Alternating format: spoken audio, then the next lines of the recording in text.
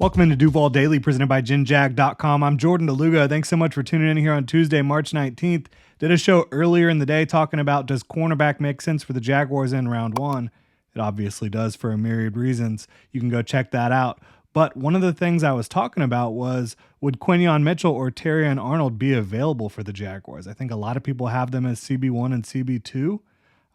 I kind of was of the mind that I didn't think Terrion Arnold would be available to the Jaguars or Quinyon Mitchell would be available to the Jaguars if they stood pat at 17 overall. But looking around the web this morning, there's a lot of folks that seem to think Terrion Arnold will be there for the Jaguars at 17 and that he might in fact be the pick for the Jags. So I wanted to talk about him a little bit more in depth because I kind of glossed over Mitchell and Arnold, again, because I just don't really see them being there. But if other people around the web, around the draft world kind of think that Terrion Arnold could be there for the Jaguars at 17, maybe we should spend some more time on him. So that's what we're going to do right here, right now. Really appreciate y'all tuning in. If you enjoy the content, please like, subscribe, hit that notification bell. You can also check out genjag.com/shop, pick up some new Duval gear. So Terrion Arnold, ESPN's Mel Kiper has him to the Jaguars at 17 overall in his latest mock draft. Daniel Jeremiah of NFL.com has Terrion Arnold to the Jaguars at 17 overall in his latest mock. The guys over at Underdog Fantasy, same thing. You look around the web, you see Terrion Arnold to the Jaguars a lot right now. Now, looking at what ESPN had to say about Terrion Arnold to the Jaguars, he said, the Jaguars have been busy in free agency, adding defensive tackle Eric Armstead, center Mitch Morse, safety Darnell Savage, and wideout Gabe Davis, among others. The position they haven't addressed enough, cornerback, where they added veteran Ronald Darby, but could still require reinforcements to play on the other side of Tyson Campbell. He says, I like the fit of Arnold in Jacksonville as he took a major step forward in 2023, developing into a shutdown corner. He picked off 5 passes and allowed only 4 receptions of 20-plus yards as the nearest defender in coverage. Wide receiver is another position the Jags could consider, writes Mel Kiper. Says, I'm not sold on Davis as a replacement for Calvin Ridley, who signed a big deal with the Titans in free agency. Davis might be better as a number 3 wideout with a rookie sharing snaps alongside Christian Kirk.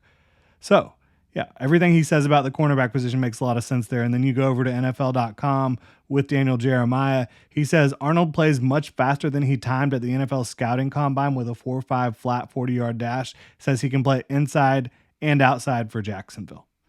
So, yeah, I agree with that as well. The fit is obvious. I think there's no question about the fit with the Jaguars.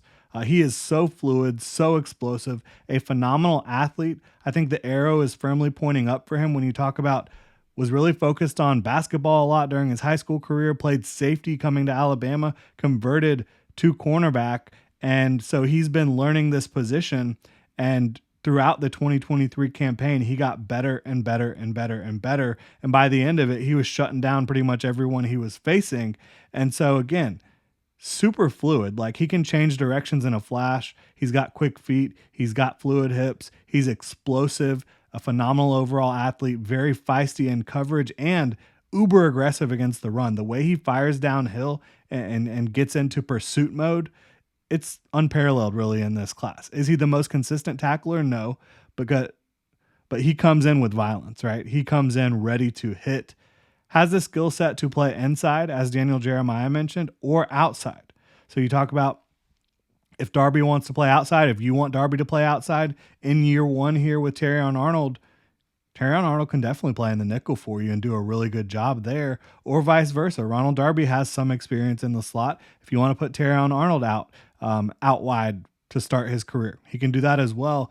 And I think that you can do a lot of different things with matchups if you have Terrion Arnold and Ronald Darby, and of course Tyson Campbell, who will pretty much just stick outside in my opinion. My questions are here though, do the Jaguars pull the trigger on a corner early, or do they draft a position that potentially has more scarcity in this class?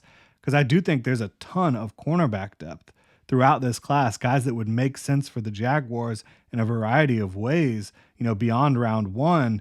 And I talked about some of those guys this morning, but you look at Renardo Green, Andrew Phillips, Kyrie Jackson. There's so many good corners beyond round one. That's just to name a couple of them. So I do think it's possible now that they did address corner in free agency. And I think that you look at what Darnell Savage brings to the table, Are they going to use more looks where Antonio Johnson, Darnell Savage, and Andre Sisco are on the field at the same time?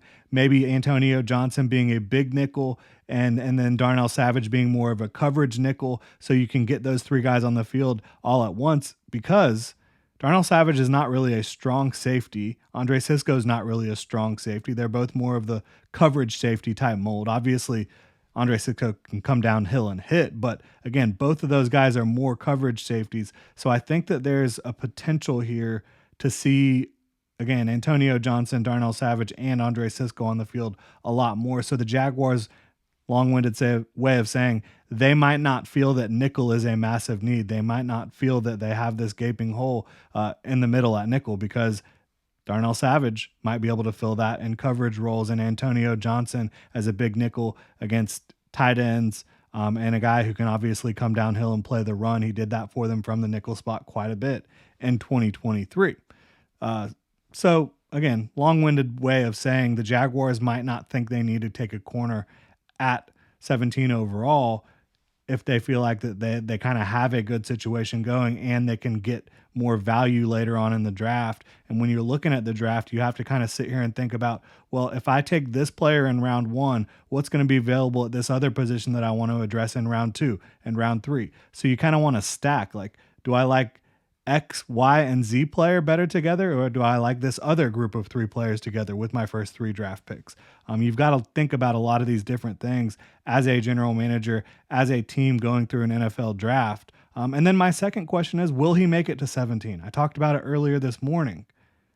I have a hard time seeing that. A lot of folks have him as CB1. And there's good reason. Like, he's a ball hawk. He's got incredible athleticism. Again, despite the 4.5 40, I do think that the 4.5 40 does show up occasionally on tape, but for the most part, I mean, he looks like he has more than enough athleticism to keep up with pretty much every receiver out there. And as he grows as a technician, as he grows in the craft of kind of playing cornerback at an NFL level, I think that the 4.5 40-yard dash will kind of go by the wayside, and you're just going to see a guy that's a tremendous athlete, who's physical, who's tough, who has good length, and plays the game the right way. His demeanor kind of makes sense for what the Jaguars are looking for in a corner with this press man style of defense that they're going to be bringing in with Ryan Nielsen.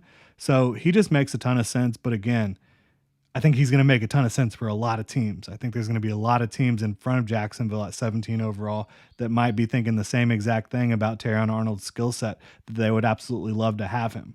He's currently my cornerback 3 behind Quinyon Mitchell and Kool-Aid McKinstry, but they're all right there in the same grouping. I don't really have a tier break between those players. I think they're all fantastic prospects. Wide receiver could also make sense for the Jaguars in round 1.